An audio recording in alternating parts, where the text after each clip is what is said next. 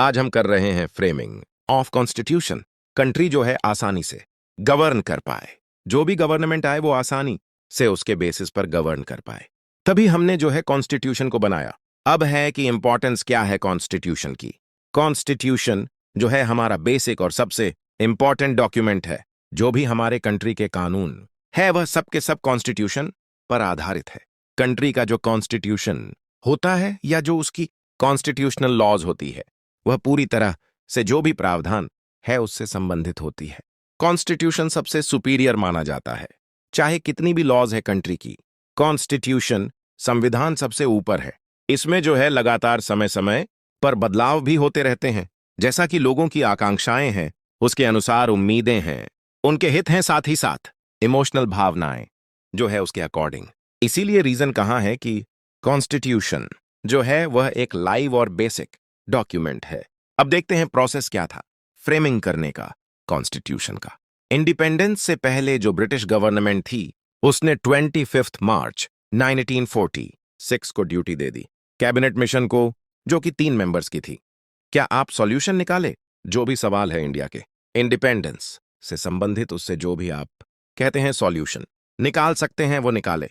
अब ये जो कैबिनेट मिशन था इसके रिकमेंडेशन पर ही कॉन्स्टिट्यूएंट असेंबली जो है वो बनाई गई और स्ट्रक्चर जो है कॉन्स्टिट्यूशन का वो डिसाइड किया गया।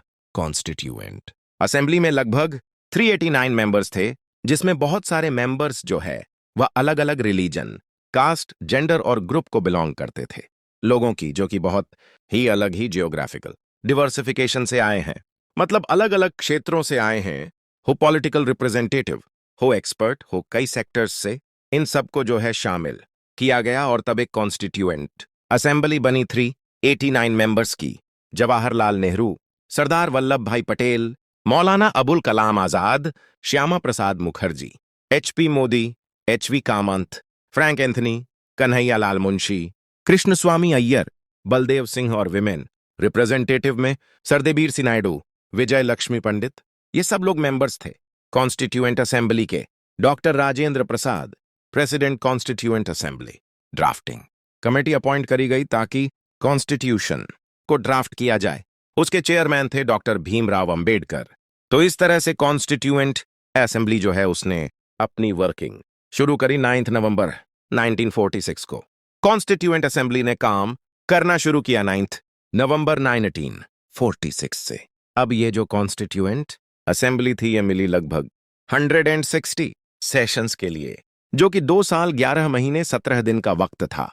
जो मेंबर्स थे असेंबली के, उन्होंने जो एक एक छोटी से छोटी, बारीक से बारीक चीज जो है उस पर डिस्कशन किया।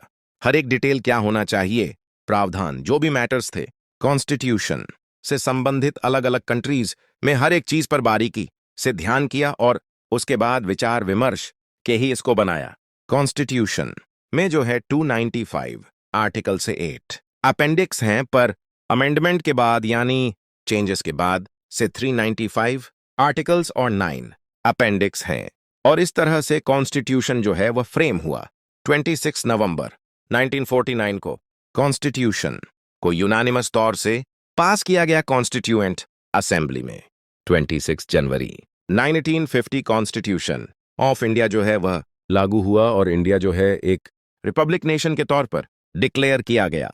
उसके बाद से हर साल 26 जनवरी को हम रिपब्लिक डे मनाते हैं, जो कि हमारा एक तरह से राष्ट्रीय फेस्टिवल है। इंडियन कॉन्स्टिट्यूशन में हमारे में 4 लॉइन्स हैं नेशनल एम्बलम के तौर पर, और जो हमारा नेशनल स्लोगन है वह सत्यमेव जयते, यानी सच्चाई की हमेशा जीत होती है।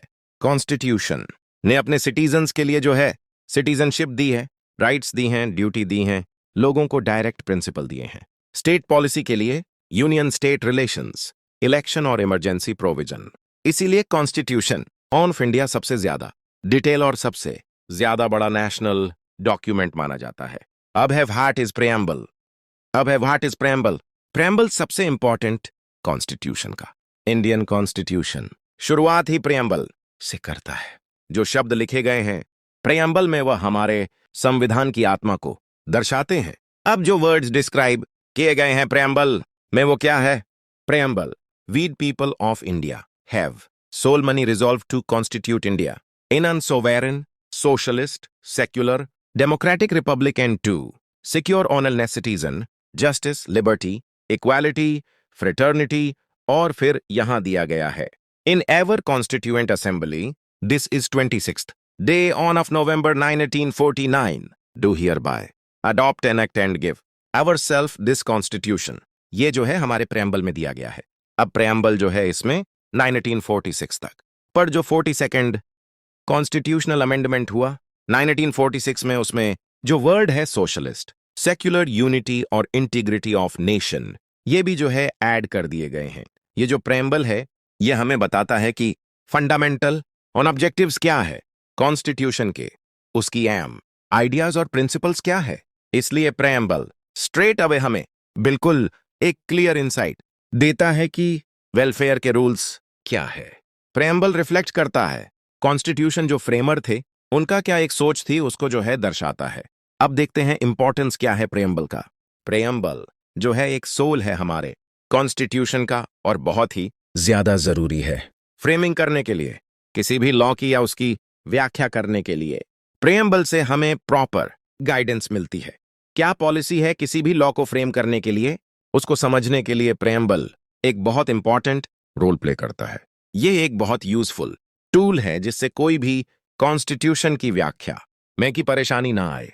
जब भी कोई भी एम्बिग्विटी या डिटेल्स जो ऑब्सक्योर होते हैं वह लॉ में उठते हैं तो प्रेम्बल जो है उसको मदद करता है समझने में और लॉ की व्याख्या करने में। मतलब अगर आपको लॉ से संबंधित कोई भी परेशानी है, कहीं भी कोई दुविधा है, कुछ भी आपको डिटेल समझने में बाधा आ रही है, तो ऐसे में प्रेम्बल आपकी मदद करता है। तो प्रेम्बल एक तरह का कंपास है जो हमारे को कॉन्स्टिट्यूशनल लॉ के जो भी प्रावधान हैं उन्हें समझाने में हेल्प करता है। प्रेम्बल नेशन की यूनिटी, इंटीग्रिटी और उसका जो स्टैंडर्ड है, भाईचारे का भी हम कहते हैं ना, सिटीजन्स के बीच में बना रहे, जिनके आपस में एक नोबल सेंटिमेंट हो, आइडियल्स हो, तो उनको जो है हम एक प्रेम्बल के अंदर मानते हैं। यानी कि हमारी जो नेशन की अखंडता है, एकता है, भाईचारा है लोगों के बीच में, जो आपस में एक दूसरे से विचारधारा और सेंटिमेंट से जुड़े हुए हैं, वही हमारा प्रेम्बल है। तो प्रेम्बल जो है उसके पीछे कौन है, हाई आइडियल्स और मतलब एक बहुत ही उच्च विचारधारा और बहुत ही ज्यादा जो एम है, टारगेट्स हैं, गोल्स हैं, उसकी वजह से ही प्रेम्बल को बनाया गया है। अब देखते हैं पिलर्स क्या है प्रेम्बल के।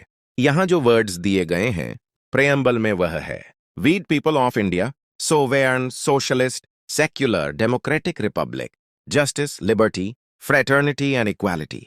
अभी हम यहां पर 3 मेन पिलर्स जो प्रेम्बल के हैं उनके बारे में देखते हैं। सबसे पहले आता है डेमोक्रेसी, अल्टीमेट सोवेर्निटी, जो पावर की है वह लोगों के पास है। हमारे इंडियन कॉन्स्टिट्यूशन के अनुसार यहां किसी एक पर्टिकुलर इंसान की खोर नहीं है, बल्कि यह जो है पूरे लोगों के पास है। मतलब एक ही पर्टिकुलर मोनार्की नहीं है, तानाशाही नहीं है कि एक ही आदमी के ऊपर सारा मतलब पावर है, यहां लोगों के पास है। डेमोक्रेसी जो शब्द है डेराइव हुआ है ग्रीक वर्ड डेमोस से, इसका मतलब होता है लोग और क्रेटोस का मतलब होता है पावर। कंट्री की जो पावर है वह कुछ मुट्ठी भर लोगों के हाथ में नहीं है, बल्कि जो लोग हैं कंट्री के उनके हाथ में है। डेमोक्रेटिक स्टेट एडमिनिस्ट्रेशन एक ऐसा अरेंजमेंट है जिसमें बराबर के तौर पर न्याय मिलता है लोगों को, चाहे वह सोशल, इकोनॉमिक, पॉलिटिकल फील्ड में हो या फिर यह अधिकारों को लेकर हो। पार्टिसिपेशन के डेमोक्रेटिक इंडिया में लोग अपने लीडर्स को चुनते हैं अपनी खुद की चॉइस से, उनको वोट डाल के। जो लीडर्स हैं फिर वह रिप्रेजेंट करते हैं पार्लियामेंट में इन लोगों को, जब वह असुम कर लेते हैं पोस्ट ऑफ प्राइम मिनिस्टर या फिर उनके कैबिनेट मेंबर्स के तौर पर। जो एग्जीक्यूटिव्स होते हैं उनके पास पूर्ण रूप से पावर नहीं होती, उनको एक समय सीमा दी जाती है। इसी तरह से वोटर्स जो है वह इलेक्ट करते हैं स्टेट और लोकल गवर्नमेंट। इसीलिए डेमोक्रेसी का मतलब होता है by people, for people end of the people, लोगों के द्वारा, लोगों के लिए और लोगों की। कैबिनेट में जो है मेंबर्स होते हैं पार्लियामेंट के। अब ये जो कैबिनेट है मिनिस्टर्स की, ये मेनली रिस्पॉन्सिबल होती है पार्लियामेंट के लिए। कोई भी सिटीजन हो इंडिया का जिसने जो है एक कॉन्स्टिट्यूशनल एलिजिबिलिटी हासिल कर रखी है, वह जो है इलेक्शन लड़ सकता है। मिनिस्टर की जो पोजीशंस होती हैं वह ऐसा नहीं है कि हेरेडिटरी की बेटे के बाद उनका बेटा बन जाएगा, ऐसा नहीं है। हर चुनी हुई गवर्नमेंट 5 साल के लिए बनती है।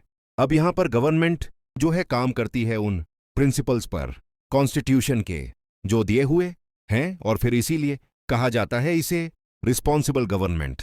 डेमोक्रेटिक गवर्नमेंट जो है आधारित है लिबर्टी, इक्वालिटी और फ्रेटर्निटी की फीलिंग्स में, और ये लगातार काम करती है ताकि इन गोल्स को हासिल कर सके। जो कॉन्स्टिट्यूशन है वह पावर देता है लोगों को कि वह जो है अपने वोट को डालें अपनी इच्छा से, और इस तरह से कॉन्फिडेंस जो है वह डेवलप होता है कॉन्स्टिट्यूशन में। जो कॉन्स्टिट्यूशन है डेमोक्रेटिक इंडिया का वह देता है fundamental rights, principal political direction के लिए, पार्लियामेंट के लिए, मेंबर ऑफ असेंबली, इंडिपेंडेंट और इम्पार्शियल जस्टिस के लिए, और इलेक्शन कमीशन के लिए। यह वह प्रावधान है जो हमारी कंट्री को हर मील्स में डेमोक्रेटिक बनाती है। एडल सफेज का मतलब है कि सिटीजन्स जो कि 18 साल से ऊपर की एज के हैं वह अपना वोट डाल सकते हैं अपने खुद के लीडर की चॉइस के अनुसार, और मतलब अपनी जो भी चॉइस है उसे लीडर को लेकर बिना किसी भेदभाव के, चाहे caste, creed, religion, language, gender, education, income या फिर बर्थ प्लेस हो। लेकिन हाँ, एसेंशियल क्या है कि जो सिटीजन्स हैं उनका नाम इलेक्टोरल लिस्ट में होना चाहिए। फिर आता है दूसरा सोशलिस्टिक। 1936 में जो 42nd एंटीन कॉन्स्टिट्यूशन अमेंडमेंट हुआ उसमें कॉन्स्टिट्यूशन ऑफ इंडिया ने जो है ऐड किया 42nd अमेंडमेंट में वर्ड सोशलिस्ट। ज्यादातर जो प्रावधान है कॉन्स्टिट्यूशन ऑफ इंडिया में, चाहे वह डायरेक्टली हो या इनडायरेक्टली, वह दिखाते हैं सोशल रिवॉल्यूशन जो कि लेकर आया सोशल और इकोनॉमिक इक्वालिटी को, और बाद में उसका जो एम था वो था वेलफेयर करना स्टेट की। जो प्रिंसिपल है सोशलिस्टिक पैटर्न के वो डायरेक्ट करते हैं सोशल, इकोनॉमिक और पॉलिटिकल इक्वालिटी सिटीजन्स के लिए, जैसा कि प्रेम्बल में दिया गया है। अब ये जो है प्राइम फीचर माना जाता है स्टेट का। ये रिफ्लेक्ट करता है कि इंडिया जो है वो कमिटेड है कि वो सिक्योर करेगी सोशल, इकोनॉमिक और पॉलिटिकल जस्टिस इन लोगों के लिए। इंडिया जो है उसने मतलब वो खड़ी है कि वो खत्म करेगी हर तरह का एक्सप्लॉयटेशन, शोषण, यहां तक कि वो जो है बराबर के डिस्ट्रीब्यूशन हो इनकम का, रिसोर्सेस का, वेल्थ का, उसको भी सिक्योर करेगी। कोई एक पर्टिकुलर पर्सन के पास पूरी पावर्स नहीं होंगी हर एसेट्स की, बल्कि हर एक को बराबर का मौका होगा कि उसको फैसिलिटीज मिले, प्रोविजंस मिले सोसाइटी से, और इस तरह से जो डिस्क्रिमिनेशन है रिच और पुअर का वो खत्म किया जा सके। तो हम कह सकते हैं कॉन्स्टिट्यूशन जो इंडिया का है वो एक सोशलिस्ट डॉक्यूमेंट है। फिर आता है secularism. Year 1776 main 42nd Indian constitution amendment, main word secular जो है इसे इंसर्ट किया गया है। अब इंडिया एक सेक्युलर कंट्री है।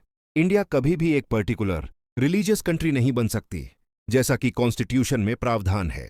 इंडिया कोई पर्टिकुलर रिलीजन फॉलो नहीं करती, तो इसी वजह से न तो वो प्रमोट करती है किसी रिलीजियस एक्टिविटी को, वो कंट्री जो है इन्वॉल्व नहीं हो सकती किसी भी सेक्युलर एक्टिविटी में जिसमें कोई भी रिलीजियस एक्टिविटी हो। जो सिटीजन है कंट्री के उनके पास फ्रीडम है अपनी चॉइस का रिलीजन जो है उसको एंजॉय कर सकते हैं, चूज कर सकते हैं। वो किसी भी सिटीजन से भेदभाव नहीं करती। रिलीजियस बेसिस पे equal job, opportunities, political rights citizens को ये दी जाती है बिना रिलीजियस डिस्क्रिमिनेशन के। इस तरह से सेक्युलरिज्म जो है बेसिक फाउंडेशन और मैंडेटरी फीचर है कॉन्स्टिट्यूशन का। सर्वधर्म, सर्वदृष्टि और सर्वधर्म सभ्य ये प्रिंसिपल्स है जो कि इनकॉर्पोरेट किए गए हैं कॉन्स्टिट्यूशन में। कोई पर्टिकुलर रिलीजन इसको इंक्रीज नहीं किया जाएगा किसी भी स्टेट में। कोई प्रोहिबिशन जो है नहीं है किसी सिटीजन के ऊपर, मतलब रोक टोक नहीं है कि आप जो है आपने जो भी रिलीजियस बिलीफ है, ट्रस्ट